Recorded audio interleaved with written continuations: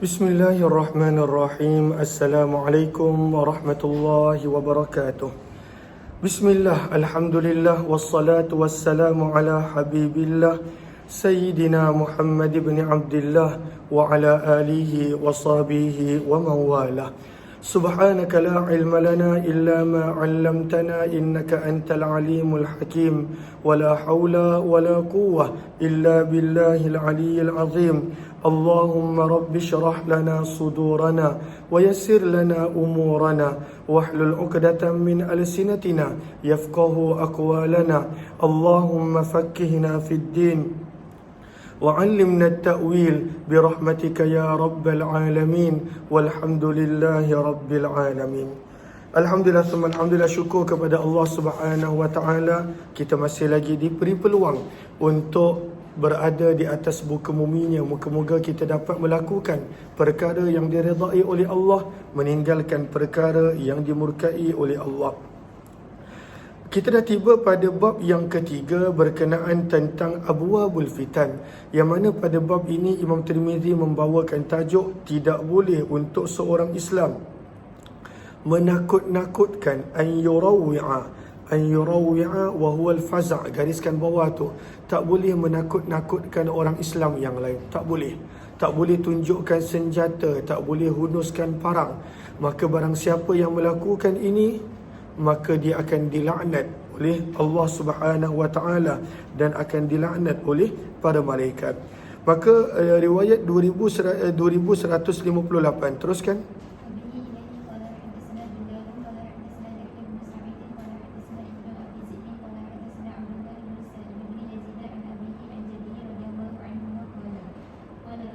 Sabda Nabi sallallahu alaihi wasallam, la ya'khudh, janganlah mengambil ahadukum, salah seorang daripada kamu, asa, tongkat, akhihi, saudaranya, la'iban, sama ada bermain-main, jadan, dan juga dalam keadaan bersungguh-sungguh. Ini yang kita nampak biasa prank pada zaman kita. Pada waktu itu melakukan sesuatu prank yang menjadikan orang lain gusar, ataupun orang lain pada waktu itu risau, ataupun pada waktu itu orang lain takut. Maka Nabi SAW bersabda, jangan menakutkan orang yang lain, walaupun dalam bentuk gurau. Maka kita nampak trend prank zaman kita semakin kadangkala tiba ke tahap melampau, sehingga ke tahap yang pada waktu itu tidak sepatutnya. Hanya kerana inginkan perhatian, hanya kerana inginkan pada waktu itu like, share dan komen, maka sebenarnya tidak patut over sehingga menakut-nakutkan orang lain. Maka sabda Nabi SAW, janganlah salah seorang daripada kamu mengambil tongkat. Diberikan maksud tongkat sebab itu adalah benda yang nampak biasa. Maka sabda Nabi, janganlah mengambil salah seorang daripada kamu tongkat saudaranya dalam bentuk bermain-main ataupun bersungguh-sungguh. Faman akhadha, barang siapa yang mengambil tongkat saudaranya, falyaruddaha ilaihi, maka hendaklah dia pulangkan tongkat tersebut kepada pemilik dia. Dan di dalam bab ini ada juga riwayat daripada Abdullah bin Umar, Sulaiman bin Surat, Ja'dah, Abu Hurairah radhiyallahu taala anhu. Hadis ini adalah hadis yang hasan gharib dan kami tidak mengetahuinya kecuali daripada periwayatan Abu Dhi'bin dan As-Sa'ib bin Yazid. Beliau adalah sahabat Nabi SAW, sahabat muda. Qad sami'a minan Nabi, beliau pernah mengambil hadis daripada Nabi dalam keadaan beliau masih kanak-kanak. Kubidan Nabi sallallahu alaihi wasallam, Nabi sallallahu alaihi wasallam telah wafat dalam keadaan umur As-Sa'ib bin Yazid hanya 7 tahun, 7 tahun. Dia adalah seorang sahabat yang sangat muda. Dan ayahnya Yazid bin Sa'ib adalah daripada kalangan sahabat Nabi sallallahu alaihi wasallam. Maka nama dia adalah As-Sa'ib bin Yazid bin Sa'ib. Nama dia sama dengan nama atuknya. Wa qad rawa, dan beliau ada juga ayahnya ada juga meriwayatkan beberapa hadis daripada Nabi sallallahu alaihi wasallam. Bab yang keempat berkenaan tentang al-isyarah. Isyarah bermaksud menghunuskan. Maka berkenaan tentang menghunuskan seseorang kepada saudara Islamnya dengan senjata. Apakah yang berlaku kalaulah kita hunuskan senjata kepada saudara Islamnya? Zaman kita mungkin dengan tunjukkan pistol, dengan pada waktu itu acukan parang. Maka apakah hukum mengacukan senjata kepada orang Islam yang lain? Riwayat 2159, teruskan.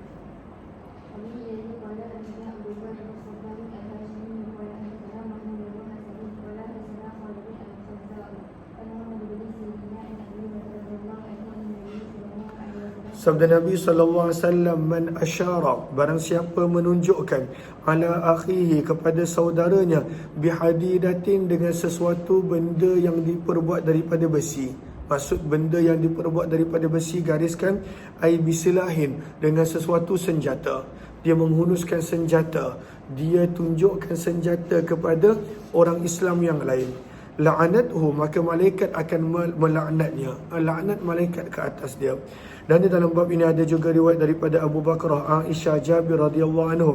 Hadis ini adalah hadis yang hasan sahih gharib daripada sanad ini. Yustaghrabu min hadithi Khalid al-Hadza, dan telah meriwayatkan Ayyub daripada Muhammad bin Sirin daripada Abu Hurairah, riwayat yang lebih kurang sama namun tidak memarfu'kannya, dan beliau menambah pada periwayatan ini, wa in kana akhahu li akhihi wa ummi, walaupun itu adalah adik-beradiknya. Adik-beradik ni sekalipun, adik-beradik sama mak dan sama ayah, tetap tidak boleh menghunuskan, menunjukkan senjata kepada orang lain.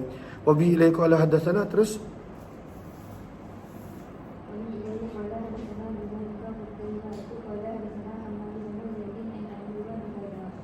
Terus bab yang kelima berkenaan tentang memberi senjata dalam keadaan tidak bersarung. Maka kadang-kadang kita biasa pas pisau, kita pas pisau dalam keadaan kita hulurkan pisau, ataupun pada waktu itu apa-apa senjata. Maka apakah hukum memberikan benda yang tajam kepada orang lain dalam keadaan maslulah, tidak bersarung, tidak ada cover? Baca.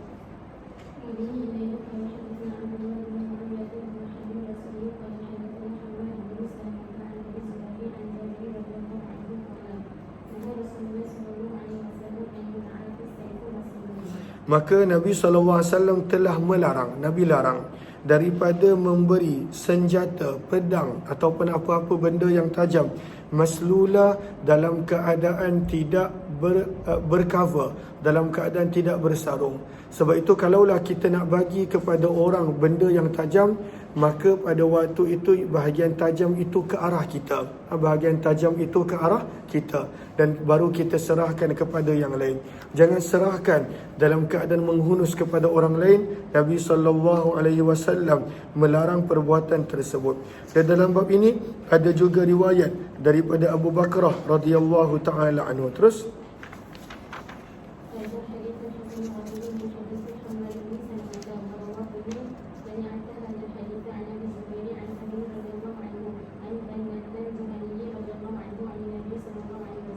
Maka dibawakan sanad yang lain tentang hadis ini, kata Imam Tirmizi, sanad yang padanya ada Hamad bin Salamah itu adalah lebih sahih, kata Imam Tirmizi. Terus bab yang keenam berkenaan tentang barang siapa yang menunaikan solat subuh, maka dia berada di dalam jaminan Allah Subhanahu wa taala. Dia berada dalam jaminan Allah. Allah jamin keselamatan dia, maka jangan diganggu orang yang telah dijamin oleh Allah. Berkenaan tentang orang yang solat subuh. Terus bab yang riwayat 2161.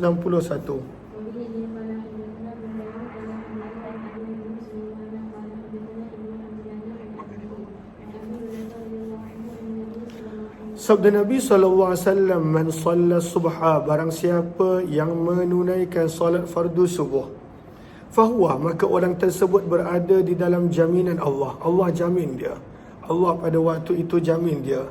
Maka Nabi bagi peringatan, fala yutbi'annakumullahu, maka janganlah kamu menjadikan Allah menuntut kamu. Yutbi'anna, jangan kamu menjadikan Allah menuntut kamu. Kena betulkan terjemah, siapa yang buat terjemah dalam Telegram. Bisyai'in, dengan sesuatu, min zimmatihi, daripada jaminan Allah. Jangan kamu pada waktu itu menjadikan Allah tuntut sesuatu daripada kamu kerana kamu mengganggu orang yang Allah telah jamin. Kamu menyakiti orang yang Allah telah jamin. maka jangan ganggu orang yang telah solat subuh, kerana orang itu berada dalam jaminan Allah. Dan di dalam bab ini ada juga riwayat daripada Jundub Abdullah bin Umar. Hadis ini adalah hadis hasan gharib daripada sanad ini. Bab yang ketujuh berkenaan tentang pentingnya untuk melazimkan diri bersama dengan jamaah, bersama dengan kelompok besar umat Islam. Jangan sendiri-sendiri, maka syaitan suka. Terus riwayat yang ke-2162.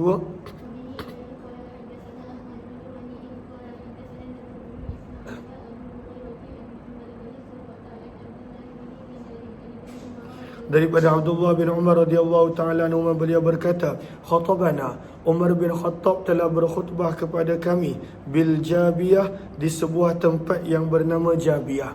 Dekat manakah tempat yang bernama Jabiyah ini? Sahara pada baris yang kedua, ianya adalah qaryatun bi Dimashq, satu tempat yang berada di Damsyik. Satu tempat yang berada di Damsyik. Maka berkata Umar, berkata Umar, ya ayyuhan nas, wahai manusia, inni kumtu, sesungguhnya aku berdiri, fikum, di kalangan kamu, kamaqami Rasulillah, seperti mana telah berdirinya Rasulullah sallallahu alaihi wasallam, fina, di kalangan kami. Faqala, maka berkata Umar, Nabi sallallahu alaihi wasallam telah bersabda, usikum, aku berpesan kepada kamu, bi ashabi, untuk menjaga sahabat-sahabatku, untuk berlaku baik kepada sahabat-sahabatku. Maka Nabi pesan untuk berlaku baik dan menjaga sahabat Nabi SAW. Atiyah fi. Thumma, kemudian, allazina yalunahum, orang-orang yang datang selepas para sahabat, jaga mereka, iaitu para tabi'in.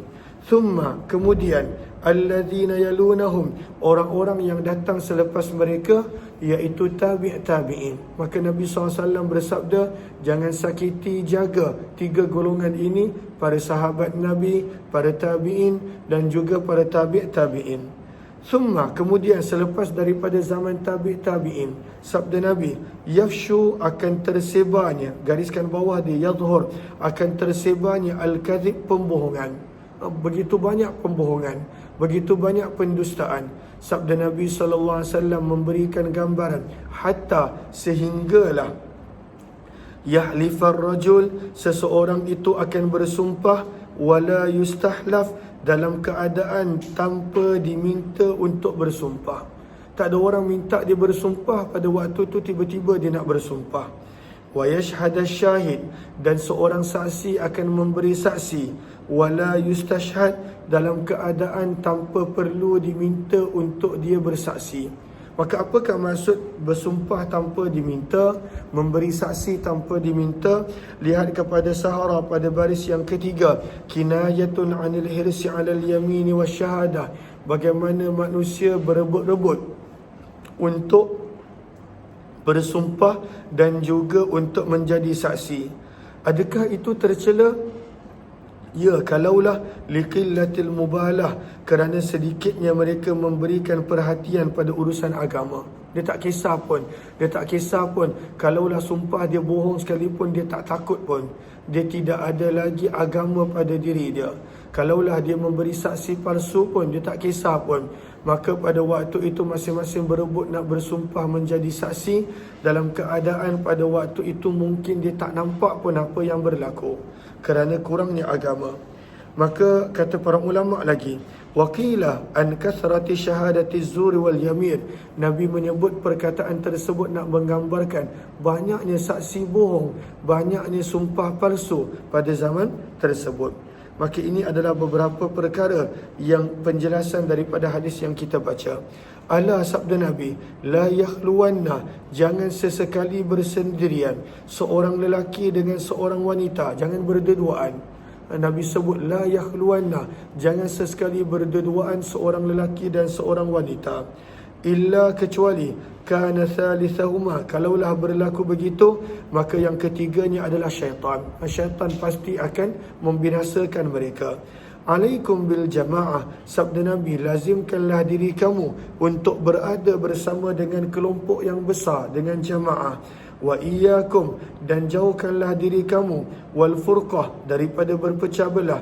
Fa inna syaitana, maka sesungguhnya syaitan, ma'al wahid, bersama dengan orang yang bersendirian. Wahwa minal ithnain, dan syaitan daripada orang yang ada dua orang. Ab'ad, menjauhkan diri. Syaitan kalaulah ada dua orang, dia akan lebih jauh, dia akan menjauhkan diri dia. Tapi kalau seorang-seorang, maka syaitan suka. Man arada, barang siapa yang ingin Allahumma salli ala sayyidina Muhammad, buhbuhatal jannah. Sebentar, baris saya tak jelas. Ba tu baris depan kan? Okey. Man arada buhbuhatal jannah, barang siapa yang menginginkan bahagian terbaik syurga, bahagian terbaik syurga, maka falyalzamil jamaah, hendaklah dia lazimkan diri dia bersama dengan kelompok yang besar, bersama dengan jamaah. Jangan hidup bersendirian. Man sarrathu, kemudian Nabi menerangkan tentang tanda-tanda pahala dan dosa. Barang siapa tanda-tanda iman, barang siapa yang apabila dia buat baik dia rasa seronok, wasa'atu sayyi'atuh, bila dia buat dosa dia rasa tak seronok, dia rasa tak tenang, fadzalikumul mu'min, maka itulah tanda orang tu beriman. Lalu kalaulah dia buat baik dia rasa best, rasa seronok. Kalaulah pada waktu itu dia buat maksiat dia rasa tak best, itu tanda iman, sabda Nabi. Hadis ini adalah hadis yang hasan sahih. Teruskan. Kuat sikit.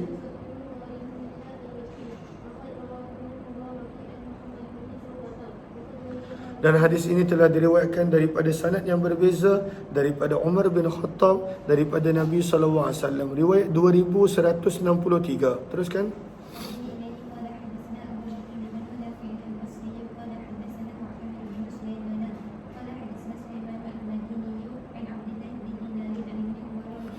Daripada Abdullah bin Umar radhiyallahu ta'ala anhuma, sesungguhnya Nabi SAW bersabda, Inna Allah, sesungguhnya Allah, la yajma'u ummati, atau qala ummat Muhammad ala dalalah. Allah tidak pernah menghimpunkan keseluruhan umatku ataupun keseluruhan umat Muhammad di atas kesesatan. Tak mungkin semua orang sesat. Mesti ada yang pada waktu itu berada di atas hidayah. Maka apa yang Nabi SAW ingin sampaikan, wayadullahi alal jamaah, dan bantuan Allah berada dengan kelompok yang besar, bersama dengan jemaah. Maka tidak mungkin seluruh umat Nabi sesat. Maka sebab itu jangan kita asingkan diri kita, letakkan diri kita pada situasi, pada keadaan yang mana mudah-mudahan kita tidak sesat. Bagaimanakah caranya? Lazimkan diri kita dengan jemaah, dengan kelompok yang besar. Terus, waman syadza, dan barang siapa yang memilih untuk mengasingkan diri, menyendiri, syadza ilan nar, dia akan diasingkan dalam neraka. Maka mestilah hidup berkelompok, hidup berjemaah. Di situ walaupun ada cabarannya, tetapi disukai dan diridai oleh Allah. Terus, dan Sulaiman Al-Madini di sini adalah Sulaiman bin Sufyan. Dan di dalam bab ini ada juga riwayat daripada Abdullah bin Abbas radhiyallahu anhuma. Riwayat 2164. Silakan.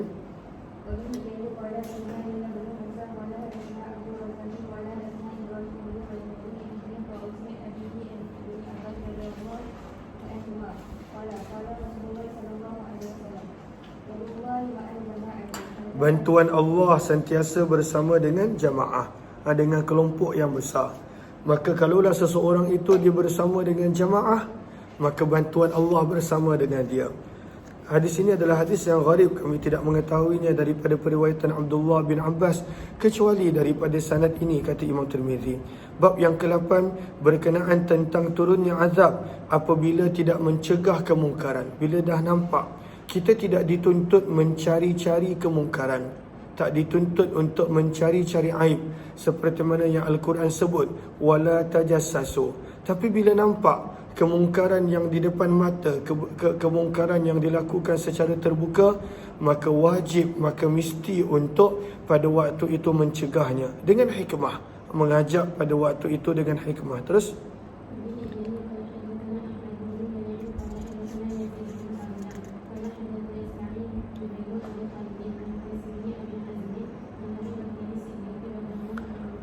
Sesungguhnya Abu Bakar As-Siddiq radhiyallahu ta'ala telah berkata, Ya ayyuhan nas, wahai manusia, innakum taqra'un, sesungguhnya kamu membaca ayat ini. Apakah ayat yang manusia baca tapi salah faham? Iaitu firman Allah, Ya ayyuhallazina amanu, wahai orang yang beriman, alaikum, lazimkanlah, jagalah diri kamu, anfusakum sendiri. Alaikum anfusakum, jagalah diri kamu sendiri. La yadurrukum, tidak mendatangkan mudarat kepada kamu, man dalla, orang-orang yang telah tersesat, idza, apabila, ihtadaitum, kamu berada di atas petunjuk. Maka banyak orang baca ayat ini, ayat daripada suratul Maidah ayat 105, banyak orang dia rasa ayat ini menunjukkan bahawa tak perlu mencegah kemungkaran. Sebab Allah berfirman, jaga diri kamu sendiri, maka tidak memudaratkan orang yang telah sesat apabila kamu berada di atas hidayah. Maka Abu Bakar tegur, Abu Bakar kata, banyak orang yang salah faham tentang ayat ini. Ayat ini bukanlah menunjukkan kita tak payah mencegah kemungkaran. Ayat ini menunjukkan kita patut jaga diri kita daripada maksiat dan dosa. Dan kalaulah kita benar-benar jaga diri kita daripada maksiat dan dosa, dan kita berada di atas hidayah, maka insya-Allah kemudaratan daripada orang yang buat maksiat tidak akan kena pada kita. Maka kata Abu Bakar radhiyallahu anhu, aku telah mendengar Nabi sallallahu alaihi wasallam bersabda, sesungguhnya manusia apabila melihat kezaliman berlaku, penzalim, falam ya'khudhu, dan dia tidak mencegah dengan kedua tangannya, au syaka, amatlah hampir, an ya'ummahumullahu, Allah akan menurunkan azab secara umum daripada pihaknya. Maka kalaulah nampak kemungkaran tak cegah, maka azab Allah tu bukan kena pada orang tu sahaja, akan kena secara umum kepada semua. Terus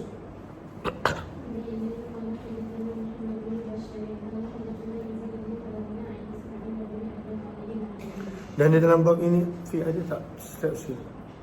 Dan dalam bab ini ada juga riwayat daripada Aisyah, Ummu Salamah, Nu'man bin Bashir, Abdullah bin Umar, Huzaifah radhiyallahu ta'ala anhum. Hakadha, beginilah yang telah diriwayatkan oleh lebih daripada seorang.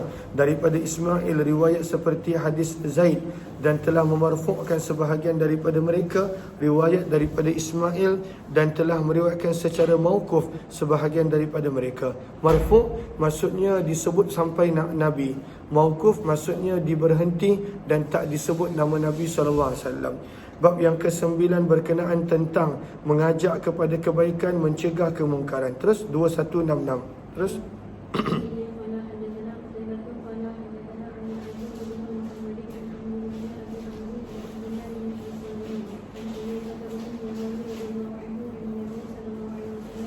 sabda Nabi SAW, walladhi, demi zat nafsi biyadih, yang jiwaku berada di dalam genggamannya, penguasaannya, la, pasti, hendaklah, tak murunna, kamu terus menerus mengajak, menyuruh kepada perkara yang baik, walatan haunna, dan pasti hendaklah terus menerus kamu mencegah daripada kemungkaran, atau la yushikannallah, pasti, amat pasti, dekat, Allah akan mengutuskan, menghantar ke atas kamu azab daripadanya. Maka apabila kamu berdoa meminta kepadanya, fala yastajiba lakum, tidak akan diterima doa kamu.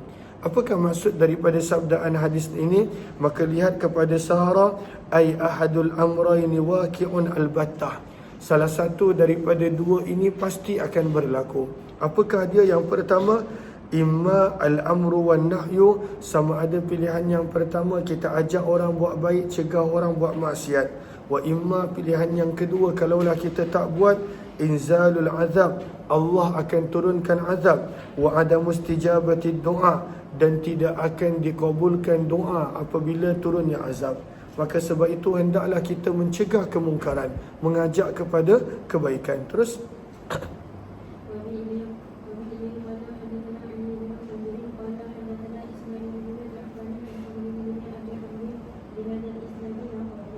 riwayat yang lebih kurang sama. Hadis ini adalah hadis yang hasan. Terus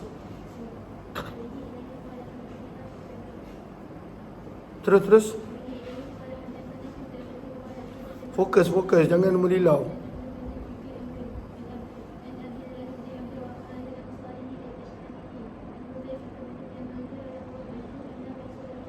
Sesungguhnya Nabi SAW telah bersabda, "Wallazi nafsi biyadih, demi zat yang memegang jiwaku di dalam genggamannya, la taqumus sa'ah, tidak akan datangnya kiamat, hatta sehingga taqtulu, kamu umat Islam akan membunuh pemerintah kamu, wa tajtalibdu, dan kamu akan melibas dengan pedang-pedang kamu kepada siapa? Kepada umat Islam yang lain.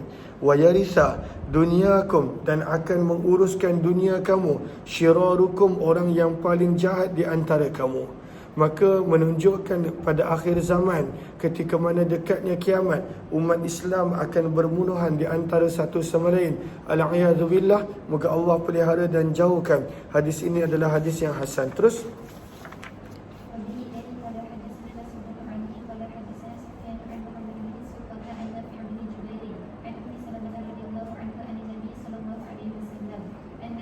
maka Nabi SAW, hadis ni ada dalam Riyadhus Salihin juga, dalam bab yang pertama tentang niat.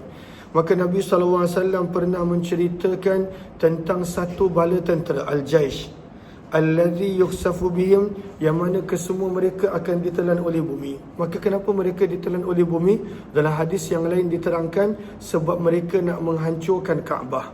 Mereka dalam perjalanan nak pergi ke Baitullah, nak menghancurkan Kaabah. Maka apa yang berlaku? Mereka semua ini ditenggelamkan oleh bumi. Maka Ummu Salamah ada persoalan. Dia kata, "Wahai Rasulullah, la'alla fihimul mukrah, mungkin ada di antara mereka ini orang yang mana kena paksa, wahai Rasulullah." Ahlan, terima kasih banyak-banyak FD Sauza. Terima kasih banyak-banyak. Moga Allah balas dengan sebaik-baik kebaikan dan keberkatan. Maka Ummu Salamah kata, "Wahai Rasulullah, kenapa semua orang kena telan dengan bumi? Ada orang yang mungkin kena paksa, wahai Rasulullah. Dia tak nak pun menghancurkan Kaabah." Maka sabda Nabi SAW, bila turunnya azab, semua kena. Azab bila turun, semua orang kena. "Innahum yub'atsuna ala niyatihim", cuma bila mereka dibangkitkan pada hari kiamat kelak, maka dibangkitkan berdasarkan niat mereka. Maka ketika mana di dunia, bila turunnya azab, maka semua kena. Dan ini yang kita boleh nampak, bila Allah turunkan azab, maka semua orang kena. Cuma di hari akhirat, masing-masing akan dibangkitkan berdasarkan niat mereka. Bangun dah? Tak mandi lagi? Nak bagi salam ya? Salam sekejap je. Nak bagi salam semua. Salam. Salam semua. Assalamualaikum. Apa rambut macam tu pacak-pacak? Lapar? Tengok perut ni lapar. Nak makan apa? Antara benda yang paling disuka makan. Oh, Masya Allah. Suka. Okey, jom. Hadis ini adalah hadis yang hasan gharib daripada sanad ini. Wa qad ruwiya, dan sungguh telah diriwayatkan hadis ini daripada Nafi' bin Jubair, daripada Ummul Mukminin Aisyah, daripada Nabi SAW. Terus. Baik. Terus baca.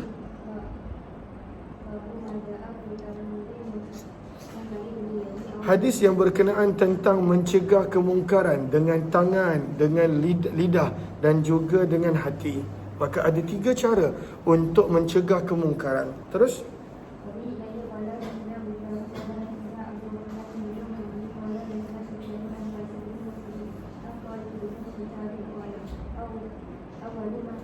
Ini dalam solat raya. Solat raya selalunya kita solat dulu baru khutbah.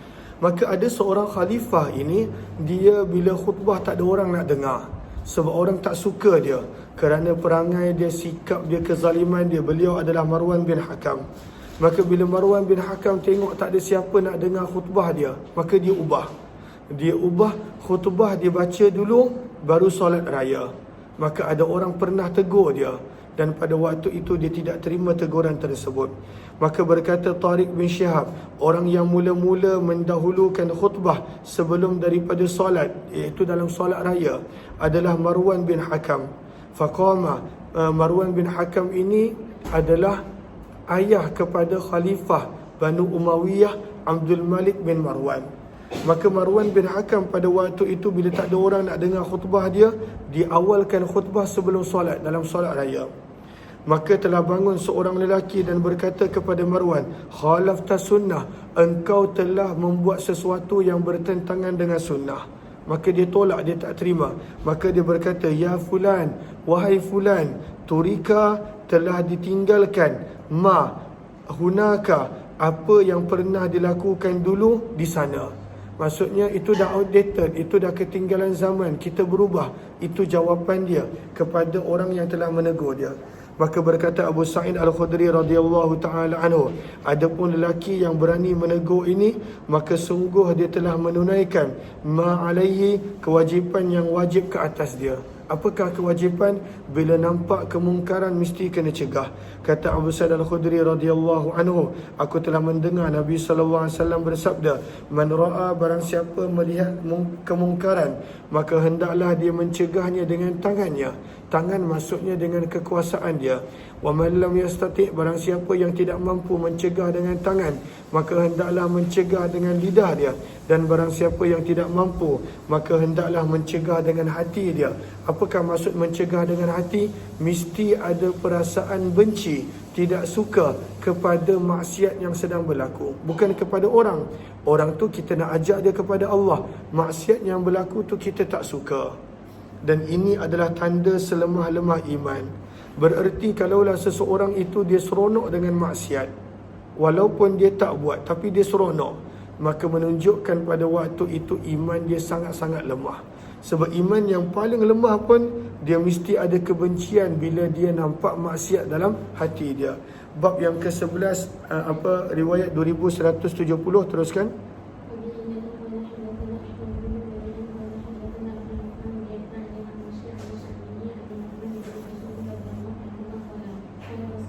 Sabda Nabi SAW berkenaan tentang susahnya orang yang menegakkan hukum Allah pada akhir zaman. Sabda Nabi, mathalul qa'im, perumpamaan orang yang menegakkan ala hududillah, di atas bukan menegakkan, minta maaf, kena betulkan.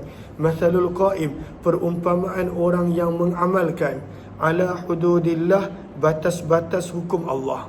Dia orang yang baik, dia beramal, perintah Allah dia buat, maksiat larangan Allah dia tinggalkan. Maka Nabi bagi perumpamaan, sebab sebahagian orang dia rasa kalaulah dia dah baik, buat apa dia nak ambil peduli tentang orang yang buat dosa. Ada sebahagian besar umat Islam pada waktu itu sangka begitu. Maka Nabi bagi perumpamaan. Banyak orang dia sangka kalaulah pada waktu itu dia baik, maka orang lain punya kejahatan tak meninggalkan kesan pun kepada dia. Maka Nabi bagi perumpamaan. Kena betulkan terjemah.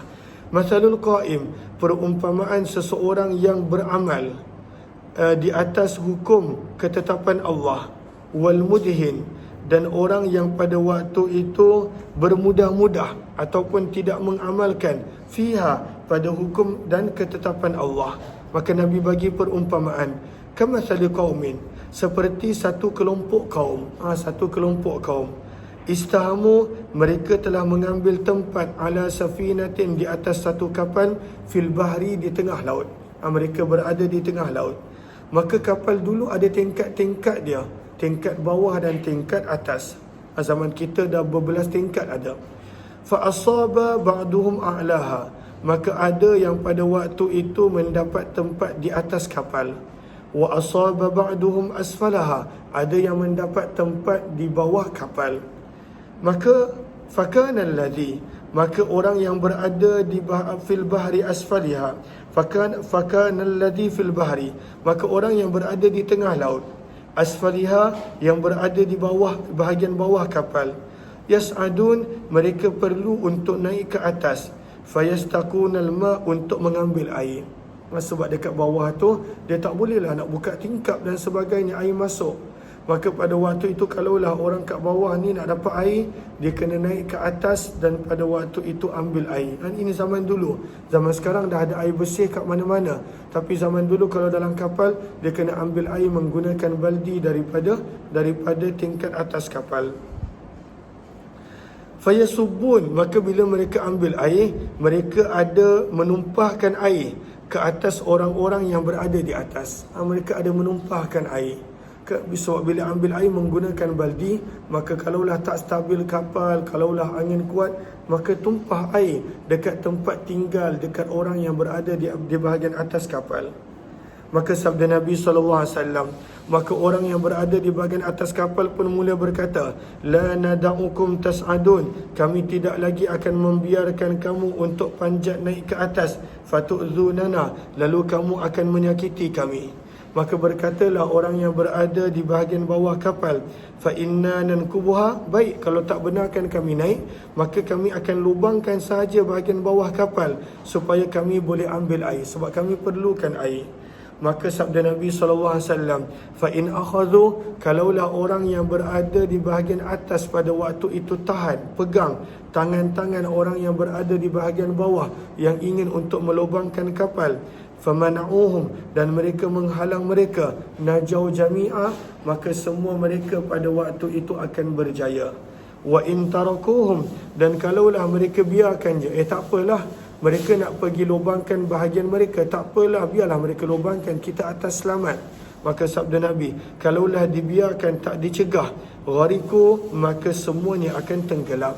Dan ini yang berlaku apabila kita tak mencegah kemungkaran, bila turunnya azab Allah, semua orang akan kena. Hadis ini adalah hadis yang hasan sahih. Terus bab yang ke-12 berkenaan tentang seafdal-afdal jihad adalah berkata benar di sisi pemerintah yang zalim. Ini adalah jihad yang paling susah, jihad yang paling berat. Terus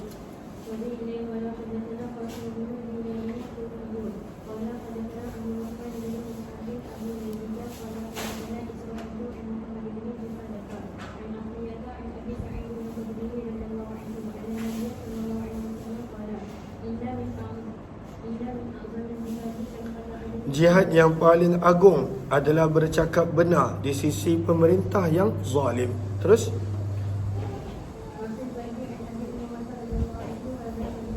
hadis ini adalah hadis yang hasan gharib daripada sanad ini, berkenaan tentang 3 doa Nabi SAW untuk umat ini. Daripada 3, hanya 2 yang Allah terima, doa yang ketiga Allah tidak terima, menggambarkan tentang fitnah yang bakal berlaku di kalangan umat ini. Terus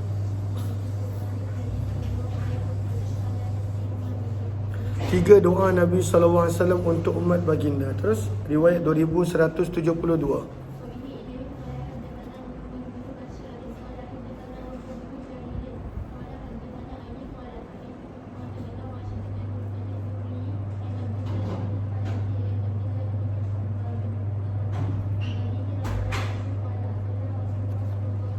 Sabda Nabi SAW, Nabi SAW telah menunaikan solat yang panjang, salatan fa'atalaha, Nabi telah tunaikan solat yang panjang. Faqalu, maka para sahabat bertanya, wahai utusan Allah, sallaita, Tuhan telah menunaikan solat, lam takun tusalliha, yang Tuhan tidak pernah melakukan. Maksudnya panjang sangat solat Nabi. Qala ajal, maka sabda Nabi berkata, ya, innaha, sesungguhnya solat itu, solat raghbin, adalah solatnya seseorang yang berada di dalam pengharapan, warahbatin, dan ketakutan. Ini adalah solat orang yang berada di dalam ketakutan dan penuh harapan. Maka kat sabda Nabi SAW menerangkan apa yang Nabi buat dalam solat Nabi. Sa'altullah, aku telah meminta kepada Allah di dalam solat, thalathan, dengan 3 perkara. Fa'atani, Allah telah kurniakan 2, wa mana'ani, dan Allah menahan, Allah tidak kabulkan 1. Maka apakah 3 perkara yang Nabi minta? Sa'altuhu alla yuhlika ummati bisanatin, maka aku telah meminta kepada Allah agar jangan dibinasakan umatku dengan kemarau keseluruhan dia. Tak nak umat Nabi semua tempat kemarau. Maka fa'ataniha, Allah telah memberikan perkara tersebut kepada umatku. Maka zaman kita bila ada kemarau, hanya satu negeri, satu daerah, satu tempat, tapi tidaklah sampai satu dunia, seluruh umat Islam. Wasa'altu, dan perkara yang kedua sabda Nabi, aku telah meminta kepada Allah, alla yusallita, maka janganlah menguasai, janganlah mengalahkan, alaihim, umatku, aduan, musuh, min ghairihim, kecuali selain daripada mereka. Maksudnya tidak ada yang boleh mengalahkan umat Islam secara keseluruhan, menguasai umat Islam, menghilangkan, menghapuskan umat Islam, kecuali jika yang melakukan itu adalah musuh daripada kalangan mereka sendiri. Maka ini pun Allah kabulkan. Dan doa yang ketiga, Nabi meminta kepada Allah, alla yuziqa, maka janganlah membinasakan sebahagian mereka akan sebahagian yang lain, tetapi yang ini Allah tidak kabulkan. Maksudnya adalah yang ketiga ini yang kita nampak pada setiap zaman. Umat Islam berperang sesama sendiri, berbunuhan sesama sendiri, dan pada waktu itu menyakiti sesama sendiri.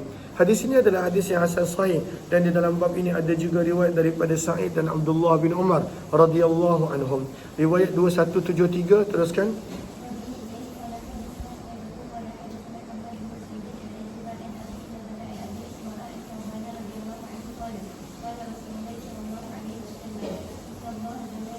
Sesungguhnya Allah telah menghimpunkan.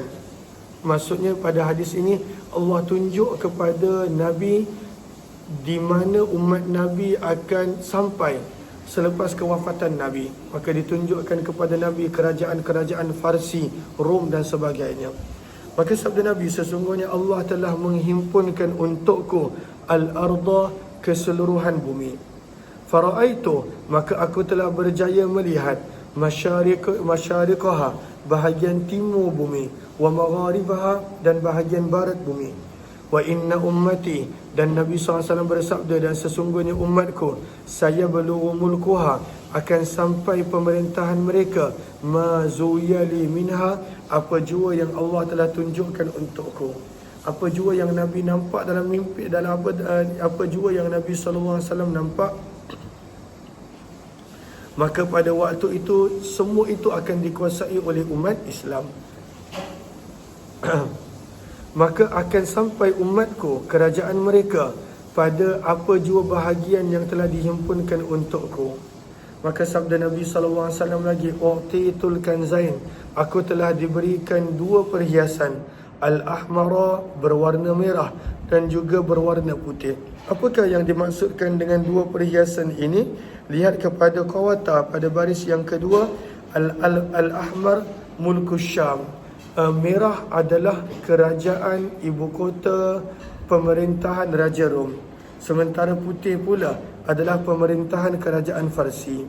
Terus sabda Nabi SAW lagi, wa inni sa'altu rabbi, dan aku telah meminta kepada Tuhanku, maka janganlah Allah membinasakan umatku dengan kemarau yang panjang. Wa alla yusallita alaihim aduwan min siwa anfusihim, dan aku telah meminta agar tidak dikuasai sepenuhnya ke atas umatku musuh-musuh selain daripada mereka.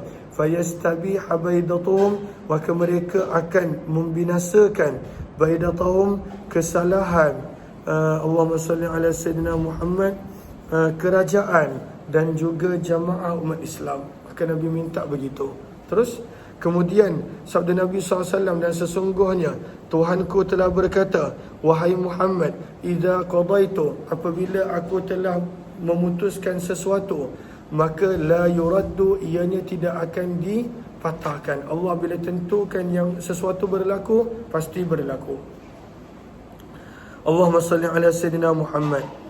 Kemudian sabda Nabi, wa inni a'taituka, dan aku mengkabulkan kepada kamu wahai Muhammad untuk umat kamu, bahawa aku tidak akan membinasakan mereka dengan kemarau, wala usallita, dan aku tidak menjadikan ke atas mereka musuh yang menguasai mereka kecuali diri mereka sendiri. Fayastabiha, maka mereka yang akan membinasakan pada waktu itu baidatahum, kekuatan mereka, kelompok mereka. Maka yang membinasakan umat Islam adalah umat Islam sendiri, bukannya musuh luar. Walau ijtama'a, dan kalaulah berhimpun untuk membinasakan umat Islam sesemua manusia yang datang daripada penjuru dunia ataupun daripada setiap pelosok dunia, maka pada waktu itu tidak ada orang yang boleh membinasakan umat Islam hatta yakuna, sehingga menjadilah sebahagian umat Islam yuhliku, yang membinasakan sebahagian umat Islam yang lain, wa yasbi, dan menjadikan tawanan sebahagian umat Islam akan sebahagian yang lain. Maka yang membinasakan umat Islam adalah umat Islam sendiri. Allah tak izinkan musuh luar pada waktu itu membinasakan umat Islam secara keseluruhannya. Adakah jelas? Jelas ke jelas? Bab yang ke-14, berkenaan tentang apakah yang patut seseorang itu buat fil fitnah apabila dia berada pada zaman fitnah. Maksudnya zaman semua umat Islam bergaduh dan berperang, apa yang patut dia buat? Maka ini hadis dia, riwayat 2174. Terus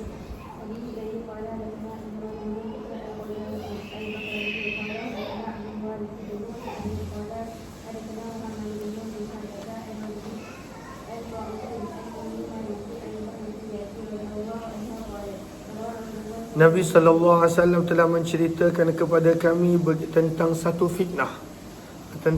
fitnah, peperangan di antara umat Islam, pembunuhan di antara umat Islam. Faqarrabaha, dan Nabi SAW telah membayangkan yang fitnah itu dekat.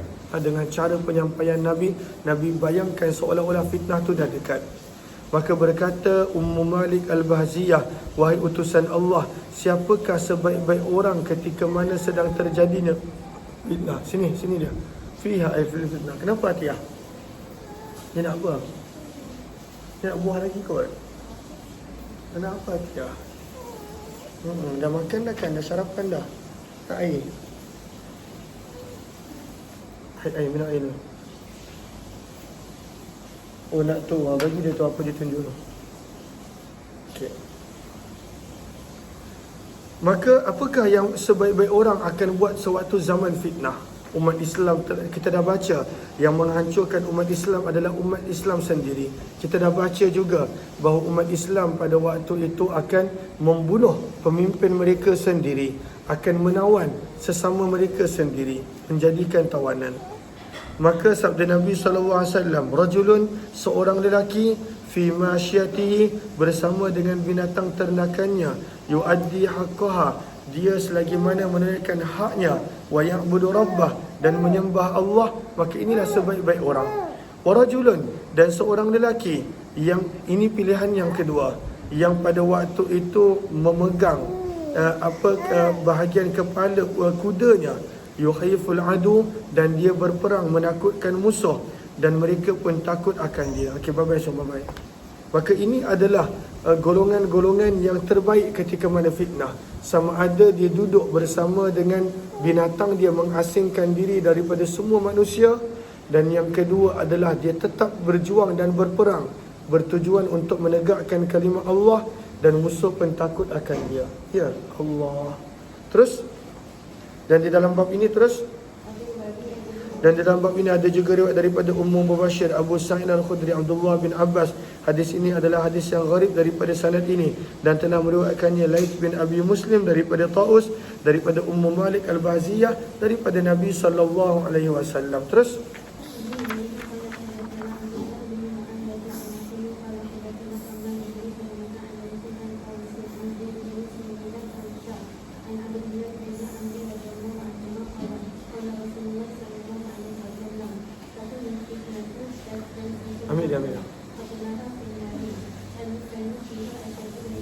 maka sabda Nabi SAW, takunul fitnah, kelak akan berlakunya fitnah yang besar, pembunuhan sesama umat Islam, saling menjadikan hamba dan tawanan kelak bila berlaku perang yang berleluasa. Sebab Nabi telah dikabulkan doa, orang bukan Islam pada waktu itu tidak boleh menghapuskan keseluruhan umat Islam.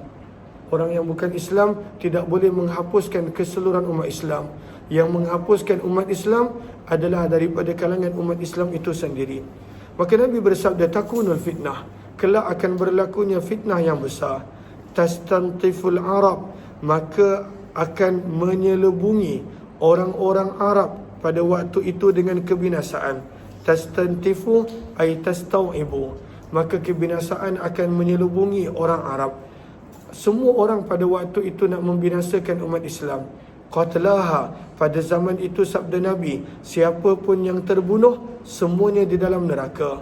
Kenapa kedua-dua pihak berada dalam neraka. Kerana pada Sahara, pada baris yang kedua kita nampak kutila fi dzalikal fitnah, barang siapa yang terbunuh dalam fitnah tersebut maka semuanya berada dalam neraka.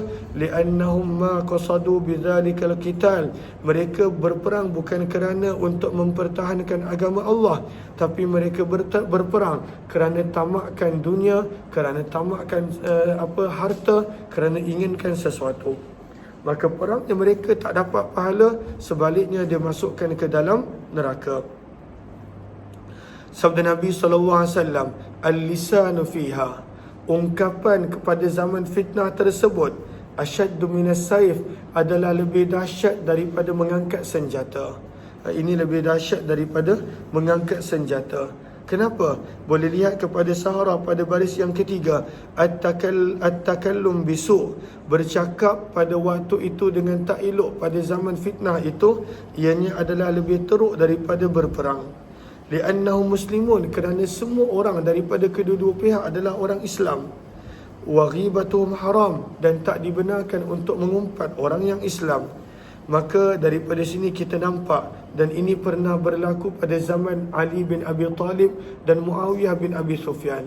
Dan pada waktu itu masing-masing mendakwa mereka adalah pemimpin yang sah. Muawiyah mendakwa dia adalah pemimpin yang sah, khalifah yang sah. Ali bin Abi Talib pun mendakwa benda yang sama. Dan walaupun setelah daripada zaman itu kita boleh nampak pada Sahara pada baris yang ketiga, walaupun pada waktu itu masing-masing masing-masing ada ijtihad dia tersendiri, namun selepas daripada berlalunya zaman mereka, maka para ulama telah sepakat yang betul adalah Sayyidina Ali. Sayyidina Ali adalah khalifah yang sah dan Muawiyah bukanlah khalifah yang sah. Namun kita nampak pada sahabat yang kuat iman pun mereka celaru dan keliru, tak tahu siapa yang patut mereka sokong. Maka daripada sini kita nampak inilah salah satu contoh fitnah yang mana pada waktu itu bercakap buruk tentangnya adalah lebih dahsyat, lebih teruk daripada melibaskan pedang. Terus hadis ini,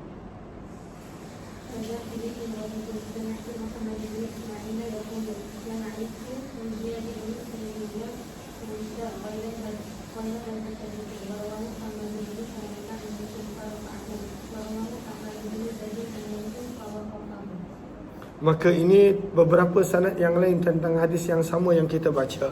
Bab yang ke-15 berkenaan tentang Allah akan mengangkat amanah. Amanah, sifat kejujuran, sifat menjaga amanah, Allah akan angkat daripada manusia. Ini pun termasuk daripada tanda kiamat. Riwayat 2176, teruskan.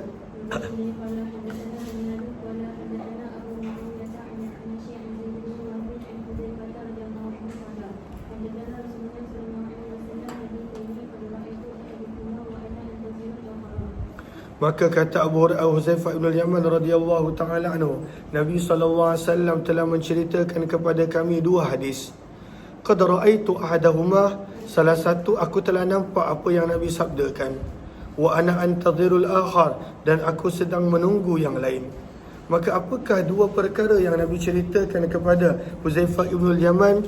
Yang pertama kata Huzaifah ibn Yaman, haddatsana, Nabi SAW telah menceritakan kepada kami, annal amanata nazalat, bahawa Allah telah mengurniakan kejujuran dan amanah kepada makhluk manusia.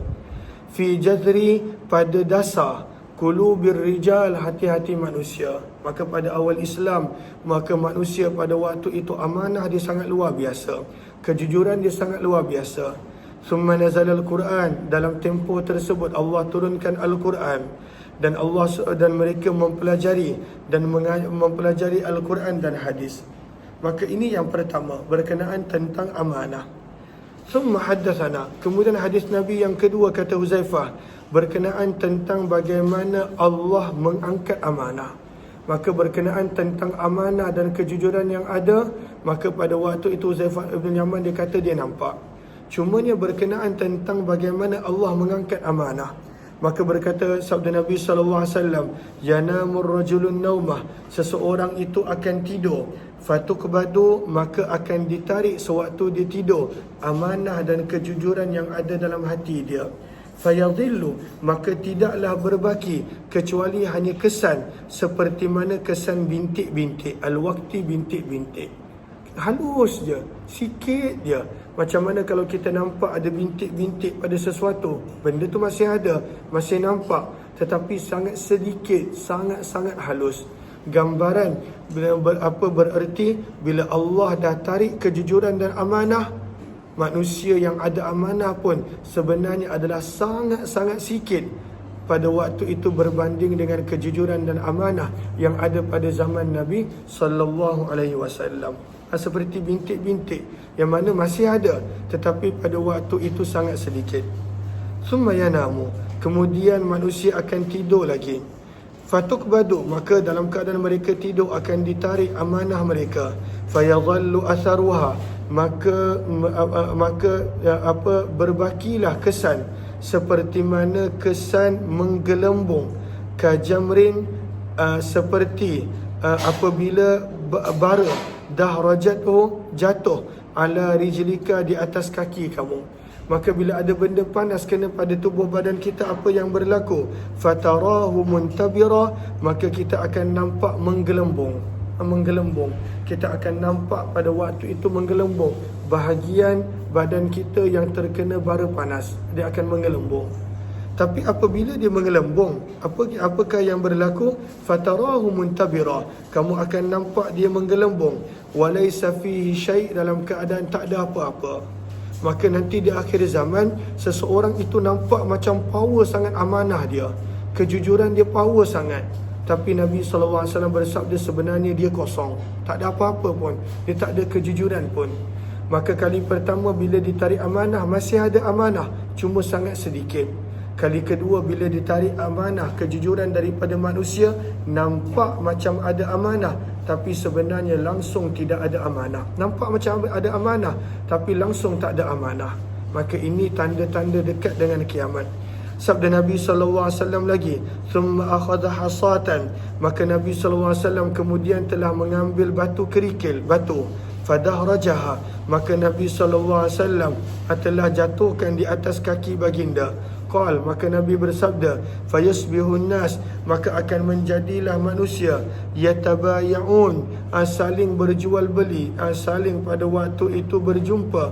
La yakadu ahadun, tidak ada seorang pun, yu'dil amanah, yang pada waktu yu'addil amanah, yang berkelakuan jujur dan amanah, sehingga ada dikatakan sesungguhnya nun, dekat tempat negeri sana tu ada seorang yang amanah. Wa hatta yuqal, dan sehingga dikatakan kepada orang lain, ma ajladah, bagusnya orang tadi, wa azrafah, hebatnya orang tadi, wa aqalah, cerdiknya orang tadi. Dalam keadaan sabda Nabi, manusia puji orang tu ada amanah, dalam keadaan tidaklah amanah di dalam hatinya, kecuali hanya sebesar biji sawi daripada iman. Tak ada pun amanah. Nampak macam ada amanah, tak ada pun amanah dan kejujuran. Tak ada pun. Maka ini adalah tanda-tanda akhir zaman, betul-betul dekat dengan kiamat. Yang mana zaman kita nampak masih lagi, walaupun tak banyak, ada orang yang benar-benar jujur dan amanah. Moga Allah menjadikan kita daripada kalangan orang yang jujur dan amanah. Qal, bersabda Nabi, Allahumma salli ala sayyidina Muhammad, bersabda Nabi, walaqad ata alayya zaman, dan telah datang kepadaku waktu, dan aku tidak peduli siapakah di antara kamu yang aku berbaiat kepadanya. La in kana muslimah, kalaulah dia orang Islam, maka la yaruddannahu ala dinih, maka akan dikembalikan kepadanya agamanya. Wala in kana yahudiyah, kalaulah dia adalah seorang Yahudi ataupun Nasrani, maka akan dikembalikan kepada apa yang diamalkan. Maka Nabi terima baiat daripada semua orang. Fa ammal yaum, namun pada hari ini, minta maaf, ini bukan sabdaan Nabi, ini kata-kata Huzaifah bin Yaman. Namun pada hari ini, kuntu ubayi, minta maaf, ubayi bukan maksud berbaiat. Ubayi maksudnya adalah di sini berurusan. Maka sebelum ini aku berurusan dengan semua orang. Aku percaya orang Islam kerana agamanya, orang Yahudi dan Nasrani pun kerana agama dia. Maka aku percaya dengan siapa aku berurusan. Namun kata Huzaifah bin Yaman, adapun pada hari ini, maka tidaklah aku berurusan dengan kamu kecuali hanya orang sekian-sekian, fulan bin fulan, yang aku berurusan dengan mereka. Hadis ini adalah hadis yang hasan sahih. Bab yang ke-16 berkenaan tentang kamu akan mengikut jalan orang-orang yang sebelum daripada kamu. Manusia itu akan mengikut jalan orang-orang yang sebelum dia. Yang ini kita sambung kemudian insya-Allah. Terima kasih semua. InsyaAllah sebentar lagi jam 9.30 akan ada ulang kaji Ramadan dengan pembacaan kitab Daurah Marhaban Ya Ramadan. InsyaAllah jemput yang berkelapangan untuk bersama.